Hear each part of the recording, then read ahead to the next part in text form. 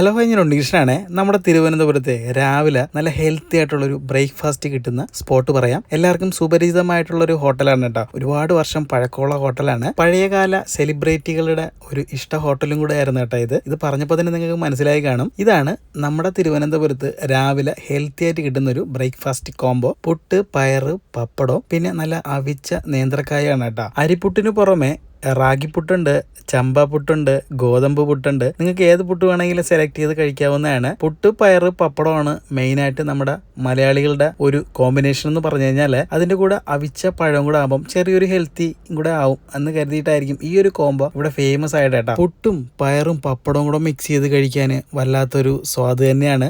അത് ഏതൊരു നാട്ടിൽ പോയാലും കിട്ടത്തില്ല കേട്ടോ.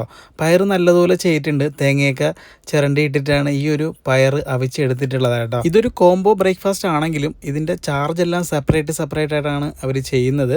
എന്തായാലും രാവിലെ വന്നു കഴിഞ്ഞാൽ നിങ്ങൾക്ക് മലയാള തനിമയോട് കൂടിയിട്ട് നല്ലൊരു ബ്രേക്ക്ഫാസ്റ്റ് കഴിക്കാൻ പറ്റും. പുട്ടും പയറും പപ്പടവും കഴിച്ചതിൻ്റെ കൂടെ ഒരു ചായയും കൂടെ ആയിക്കഴിഞ്ഞാലേ ആ ഒരു കോമ്പിനേഷൻ പൂർത്തിയാവത്തുള്ളൂ. ഇതെല്ലാം കഴിച്ചു കഴിഞ്ഞിട്ട് നല്ല അവിച്ച നേന്ത്രപ്പഴം കൂടെ ആകുമ്പോൾ ആ ഒരു ബ്രേക്ക്ഫാസ്റ്റ് പൂർത്തിയാവത്തുള്ളൂ കേട്ടോ.